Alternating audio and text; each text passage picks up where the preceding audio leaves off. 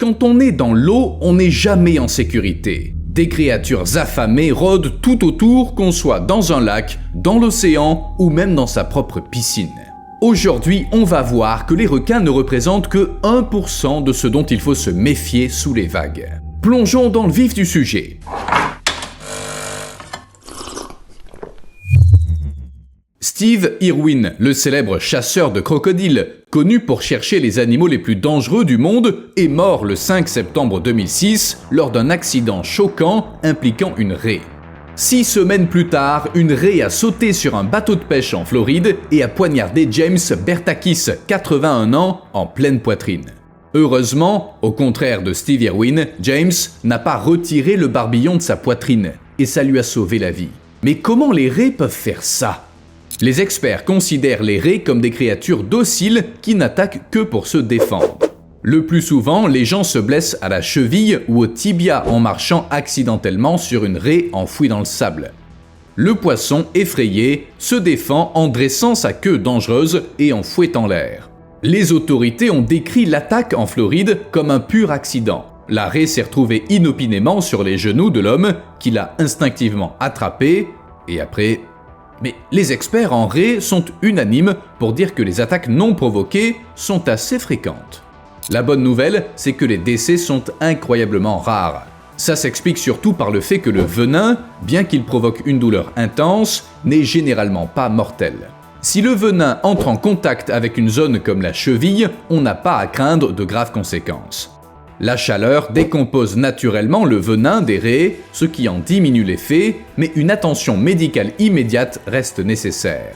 Cependant, si un coup de queue touche la poitrine ou l'abdomen, les choses peuvent prendre une autre tournure, car ces zones abritent des organes vitaux. Et si les barbillons d'une raie percent le cœur, comme ce fut tragiquement le cas pour Steve Irwin, l'issue est presque toujours fatale. Toutes les raies utilisent le même mécanisme d'attaque, quelle que soit leur taille. Elles possèdent un dard qui peut atteindre 20 cm de long chez les plus grandes raies et se situe à la base de la queue. Ce dard est doté de barbillons acérés, parcourus de dentelures dirigées vers le corps du poisson. À la base des barbillons se trouve une glande à venin et l'ensemble du dard est recouvert d'une gaine membraneuse. Lorsqu'une raie attaque, elle doit être face à sa victime, car tout ce qu'elle fait, c'est lever sa longue queue au-dessus de son corps afin de frapper ce qui se trouve devant elle. Lorsque le dard transperce la peau humaine, la pression déchire la gaine protectrice. Ensuite, les bords tranchants et dentelés des barbillons s'enfoncent dans la chair, permettant au venin de pénétrer dans la plaie. Ce venin, bien qu'il ne soit pas mortel, provoque une douleur intense. Il déclenche une forte contraction des muscles lisses et conduit finalement à la mort des tissus et des cellules. C'est pourquoi il est essentiel de consulter un médecin, même en cas de blessure à la jambe, car les effets du venin peuvent entraîner une amputation. L'extrémité pointue des barbillons est orientée vers la raie elle-même. Ça signifie que même en l'absence de venin, le fait de retirer un barbillon de la poitrine ou de l'abdomen d'une personne peut entraîner de graves lésions tissulaires, dont l'issue peut être fatale. D'ailleurs, c'est précisément pour cette raison que les flèches étaient conçues de la même manière dans le passé. Vous vous étiez jamais demandé pourquoi les flèches avaient cette forme bien particulière? Les raies sont pas les seules créatures qui vivent dans les océans. Il y a aussi des baleines. Certains admirent ces géants, mais Michael Packard, pêcheur de homards, a peut-être une opinion différente. Pourquoi ? C'est simple, Michael a été avalé par une baleine à bosse, ce qui n'arrive pas tous les jours. Vous pouvez ajouter ça à votre liste de phobies. En juin 2021, quand Michael s'est retrouvé dans le ventre d'une baleine, il a cru sa dernière heure arriver. Heureusement, la baleine a réalisé qu'elle avait fait une erreur et elle a recraché Michael. Il a ensuite pu s'éloigner et on dispose ainsi d'un témoignage de première main sur l'effet que ça fait de se retrouver à l'intérieur d'une baleine à bosse. Écoutons-le. « Je suis resté piégé pendant 30 à 40 secondes. J'étais convaincu que j'allais mourir. Tout d'un coup, j'ai senti une énorme poussée et l'instant d'après, tout était noir autour de moi. Je sentais que je me déplaçais et je sentais la baleine contracter les muscles de sa bouche. » Packard, qui avait 56 ans à l'époque, a d'abord cru qu'il avait été avalé par un énorme requin blanc. Mais à son grand soulagement, aucune dent n'était visible et il n'avait subi aucune blessure. Il a alors réalisé qu'il ne se trouvait pas à l'intérieur d'un requin. Les baleines sont pas du tout agressives vis-à-vis de l'homme, mais parfois, elles font pas bien attention à ce qu'elles mangent. Lorsqu'une baleine à bosse ouvre la bouche pour manger, celle-ci se gonfle comme un parachute, bloquant la vue de la baleine. C'est pourquoi de nombreuses baleines à bosse avalent par erreur des filets de pêche. C'est également la raison pour laquelle la baleine a accidentellement avalé l'homme. Elle n'a même pas vu cette petite chose devant elle. Heureusement, une fois qu'elle s'est rendue compte de son erreur, elle a rapidement recraché sa prise inattendue. Michael a eu de la chance, il n'a souffert que d'égratignures et de contusions. Mais même si les baleines ne mangent pas d'êtres humains, est-ce qu'elles seraient capables d'en avaler un pour de bon, ne serait-ce qu'en théorie? Les experts affirment que c'est physiquement impossible. La plupart des baleines ont une gorge étroite qui ne permet pas le passage d'un objet aussi grand qu'un être humain. Prenons l'exemple de la baleine à bosse, dont la bouche peut mesurer jusqu'à 3 mètres, mais dont le diamètre de la gorge n'est que de 38 cm.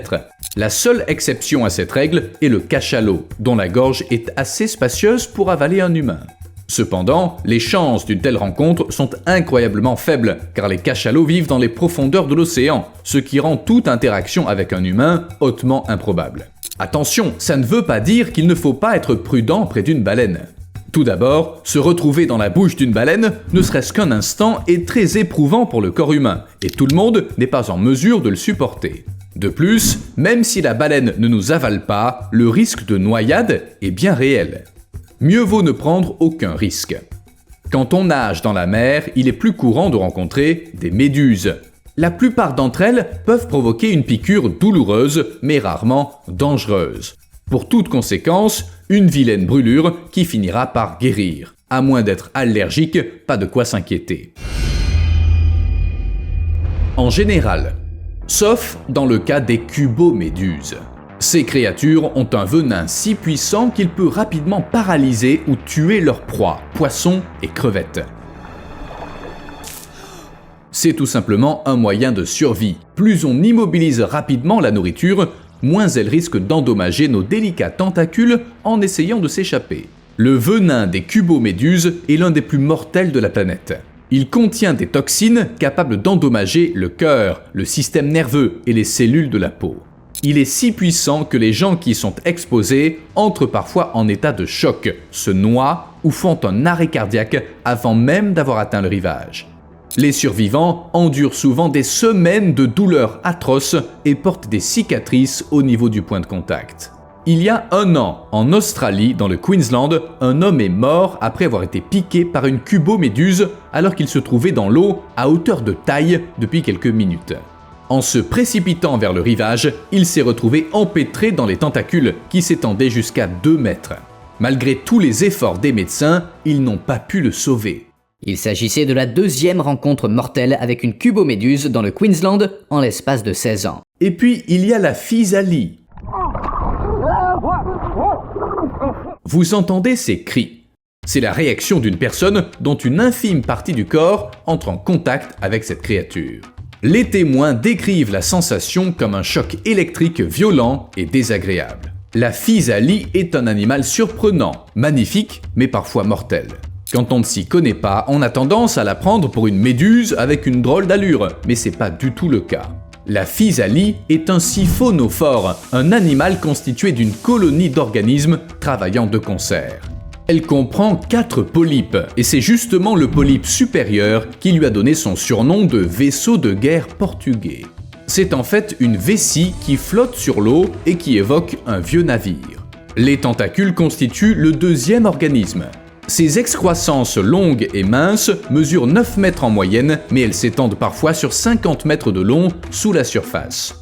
Elles sont recouvertes de cellules urticantes remplies de venin qui paralysent et tuent les poissons et autres petits organismes. Pour un humain, le contact est atrocement douloureux, mais rarement fatal. Cependant, le venin peut pénétrer dans les ganglions lymphatiques et provoquer des symptômes évoquant une réaction allergique, gonflement du larynx, blocage des voies respiratoires, dysfonctionnement cardiaque.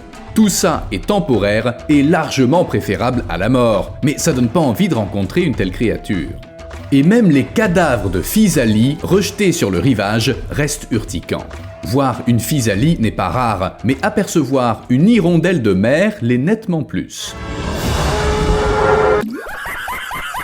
Il s'agit d'une espèce de petit gastéropode qui se sert du venin des physalies pour tuer ses proies. Cette petite créature sournoise produit du mucus pour neutraliser les cellules urticantes des physalies, puis elle les leur vole et elle les stocke dans ses propres tissus pour les libérer en cas de contact. Comment elle les vole ? Eh bien, comme beaucoup d'autres animaux, en les mangeant. Les hirondelles de mer passent leur temps à dériver dans les océans du monde entier, surtout dans les eaux tempérées et tropicales. Mais il arrive qu'elles s'échouent sur le rivage, où elles constituent alors un danger. Sans même parler du fait de ramasser des animaux inconnus, ces minuscules bestioles sont très difficiles à repérer sur la terre ferme. On peut en toucher une sans même s'en rendre compte. Elles atteignent 3 cm de long et elles contiennent encore plus de venin qu'une physalie. Et leur venin est plus concentré, ce qui le rend encore plus dangereux. Un simple contact peut entraîner des symptômes tels que nausées, vomissements, douleurs intenses, rougeur et apparition de cloques. Bien qu'extrêmement rares, certains cas peuvent même entraîner la mort. Et dans tous les cas, ça fait très mal. La seule bonne nouvelle, c'est que les hirondelles de mer atteignent rarement le rivage. Avec les alligators, le danger saute aux yeux. Il suffit de s'éloigner de ces créatures colossales aux dents acérées et tout ira bien, n'est-ce pas ? Alors qu'il se baignait avec ses amis dans une rivière de Floride, Caleb Langdale de Moore Haven a fait une rencontre effrayante avec un alligator de 3 mètres de long. Le reptile lui a saisi le bras et l'a entraîné sous l'eau avec une détermination surprenante, comme s'il avait bien l'intention de faire de Caleb son repas. Malgré les tentatives frénétiques de Caleb pour libérer son bras, l'alligator n'avait pas l'intention de lâcher prise. Face à cette situation désastreuse, Caleb a dû prendre la décision la plus difficile de sa vie.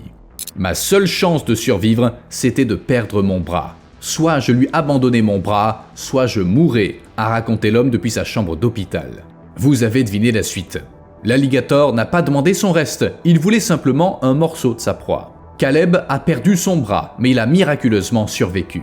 Les sauveteurs l'ont emmené d'urgence à l'hôpital et 4 heures plus tard, les autorités ont réussi à capturer et à tuer l'alligator. Ils ont récupéré le bras de Caleb, mais malheureusement, il n'a pas pu être rattaché car il était resté trop longtemps dans l'estomac de l'alligator. C'était d'ailleurs pas un incident isolé, et c'est pas quelque chose qui se produit uniquement dans des coins perdus. C'est en Floride qu'il y a le plus d'attaques d'alligators et de décès causés par ces créatures. Au cours des 3 dernières années, il y a eu au moins 8 attaques, 8 autres dans les années 2010 et 13 dans les années 2000. On estime qu'il y a environ 1,3 million d'alligators dans l'État de Floride, bien que les statistiques ne soient pas très précises. Et 10 personnes seraient décédées à la suite d'attaques d'alligators entre 1999 et 2019. De 1948 à août 2004, 23 personnes sont décédées pour la même raison. En d'autres termes, les chances d'être dévoré par un tel prédateur en Floride sont faibles, mais pas nulles. La plupart des conflits surviennent lorsque des gens provoquent les reptiles, qu'il s'agisse d'une taquinerie intentionnelle ou d'une erreur de bonne foi. En outre, les alligators s'attaquent parfois aux animaux de compagnie, ce qui nous nuit indirectement. Attaque de lions de mer. Alors qu'il se baignait à la plage de Del Mar, Dane Blair a fait une rencontre inhabituelle avec un lion de mer. L'otarie, sans crier gare, a plongé et mordu le genou de Dane. Mais c'est pas tout, elle a décidé de s'accrocher à l'arrière-train de Dane, qui a dû nager comme ça jusqu'au rivage. Ce n'est que là que Dane a pu se libérer de ce lion de mer sacrément tenace. Une question se pose, pourquoi un lion de mer attaquerait un être humain ? Après tout, on ne fait pas partie de leur régime alimentaire, qui se compose surtout de poissons. Les experts pensent que l'otarie, qui s'est reposée sur le sable après son attaque, pourrait avoir été affectée par des algues rouges qui fleurissent dans l'océan Pacifique. Leur consommation peut entraîner des perturbations neurologiques et provoquer des comportements étranges chez les animaux, comme s'ils étaient drogués. Les lions de mer n'attaquent généralement pas les humains, mais voilà une bonne raison d'être prudent en présence de ces créatures. D'autant plus que leur morsure est presque aussi puissante qu'une morsure d'ours. Attention aux loutres. Des loutres de rivière ont attaqué 2 nageurs dans le nord de la Californie et c'est beaucoup plus grave qu'il n'y paraît à première vue. Malgré leur apparence innocente, l'attaque des loutres semblait bien planifiée. Elles se sont attaquées aux bras, au dos, aux épaules de leurs victimes, bref, à tout ce qui se trouvait dans l'eau.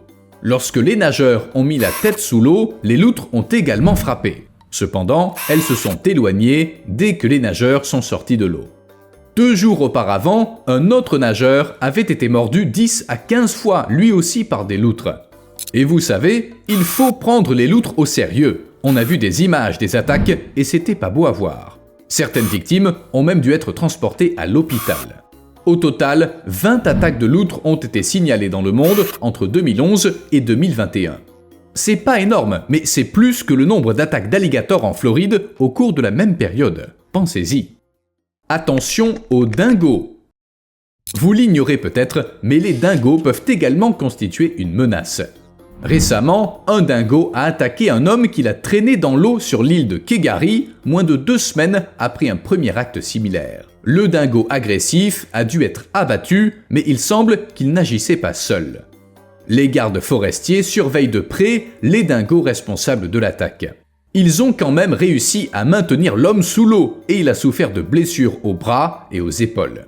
Heureusement, rien de trop grave. Il n'a pas eu besoin de soins médicaux. Mais ça donne quand même la chair de poule. Requin contre record.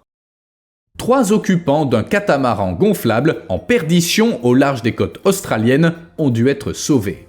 Jusque-là, rien d'anormal, mais le coupable était un petit requin qui laisse des marques circulaires. On trouve de telles marques sur des baleines, des dauphins, des phoques et même des grands requins blancs. Ce requin possède un charmant nom latin, Easistus brasiliensis, mais on l'appelle aussi squalelé féroce. Mais il s'est passé quoi au juste? Après le sauvetage, le groupe a affirmé que plusieurs petits requins avaient attaqué et endommagé le ballon arrière gauche du catamaran, lequel s'est retrouvé complètement immergé. Étonnamment, le catamaran a réussi à rester à flot pendant 24 heures, jusqu'à ce que les requins frappent à nouveau, cette fois en mordant le ballon droit. Avant ce drame, les marins tentaient d'accomplir le premier tour du monde à l'aide d'un catamaran gonflable. Ils ont eu de la chance. Il aurait pu s'agir de requins beaucoup plus dangereux. À plus.